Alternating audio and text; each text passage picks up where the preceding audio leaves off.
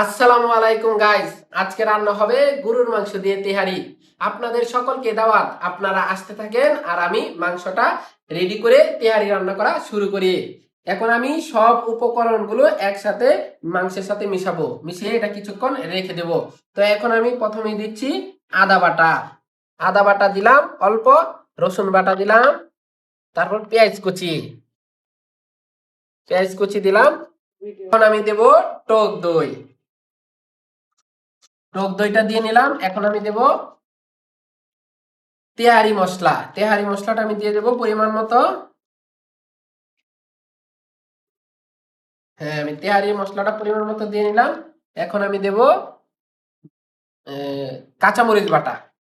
কাঁচামরিচ বাটাটা ভালো করে বাটা হয় না, একটু আস্তে রাখছি। এটাই সবচেয়ে বেটার হবে আমার মনে হয়, আস্ত রাখাটাই। তাই আমি এখানে একটু আস্ত রাখছি। এখন আমি দিয়ে দেব তেল।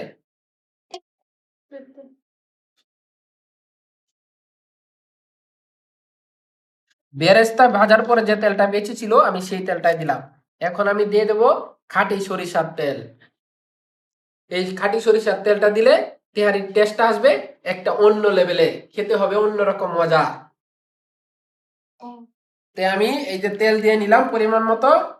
এখন আমি দিয়ে নেব পরিমাণ মতো লবণ। পরিমাণ মতো লবণ দিয়ে নিচ্ছি। এখন আমি এটাকে ভালোভাবে মিক্স করব। তো গাইস, তেহারিটা আজকে কিরকম হবে জানি না। আজকে প্রথমবারের মতো আমি তেহারি রান্না শুরু করলাম, জানি না কিরকম হবে।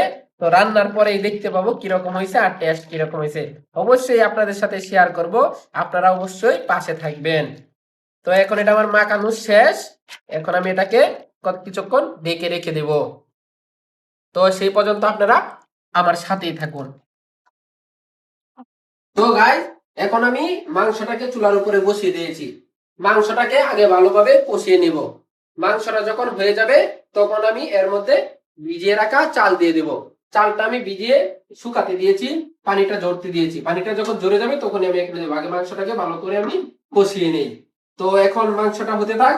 আমি চুলার আঁচটা সামান্য হালকাভাবে দিয়ে রাখছি যাতে মাংসটা আস্তে আস্তে করে হতে থাকে। মাংসটা হোক, তো আমরা অপেক্ষা করি, দেখি মাংসটা হতে কতক্ষণ সময় লাগে।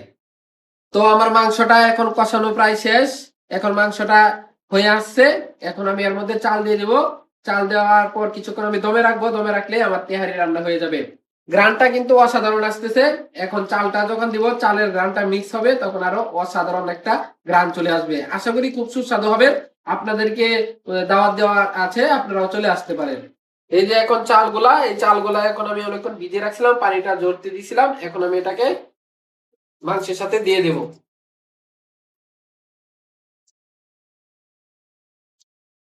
একটা অসাধারণ ফ্লেভার আসতেছে, মনে হচ্ছে যে আজকে আমার তেহারিটা প্রথমবারেই আমি সাকসেস হয়ে যাব। তো দেখা যাক শেষ পর্যন্ত কি হয়। অনেকক্ষণ যাবত রান্না করতেছি। এখন আমি একটু নাড়াচাড়া করে দিছি। এখন আমি কয়েকটা কাঁচামরিচ দিয়ে দেবো, যাতে কাঁচামরিচের একটা কাঁচা কাঁচা গ্রানটা থাকে। এর জন্য আমি কয়েকটা কাঁচামরিচ দিয়ে দিচ্ছি। তো এখন দেখি কি অবস্থা তেহারির। মাশাআল্লাহ মাশাআল্লাহ, কি কালারটা আসছে দেখছেন নি? মারাত্মক কালার। এখনো তলে একটু একটু পানি রয়ে গেছে। আচ্ছা যাই হোক, কালারটা মারাত্মক হয়েছে। এখন খাবারটাও যদি মারাত্মক স্বাদের হয় তাহলে তো একবারে সোনাই সোহাগা। আলহামদুলিল্লাহ, অনেকদিন পরে রান্না করার পরে এত সুন্দর রান্না করতে পারলাম। প্রথমবার রান্না করছি, তো খুব ভালো লাগতেছে দেখেই। এখন একটু পরে খাবো, আপনাদেরকে দেখাবো। সাথে থাকবেন, কেমন স্বাদ হয়েছে সেটাও দেখাবো। তো গাইস, আমার তেহারি রান্না করা কমপ্লিট। এখন আমি খাওয়া দাওয়া করব। আমি লেবু নিয়েছি, সাথে পেঁয়াজ নিয়েছি আর কাঁচা লঙ্কা নিয়েছি। এখন আমি খাওয়া দাওয়া করব। প্রথমে একটা মাংস খেয়ে দেখি আগে কিরকম হয়েছে। বিসমিল্লাহ। মাংসটা একদম নরম হয়ে গেছে, সেই লাগবে। একটু লেবু দিয়ে নিই। আল্লাহ মালিক, দেখি খেয়ে কিরকম হয়েছে।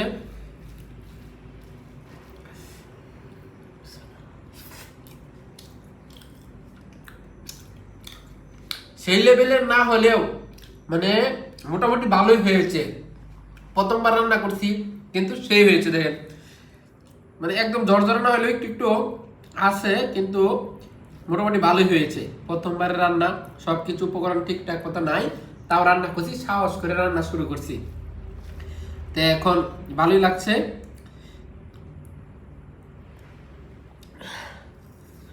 ভবিষ্যতে আবার রান্না করতে হবে ভালো করে। তো আপনাদেরকেও দাওয়াত ছিল, আপনারা আসলেন না, আমি একা একাই খাচ্ছি। তো সবাই ভালো থাকবেন, ভবিষ্যতে আরো এমন রেসিপি হবে।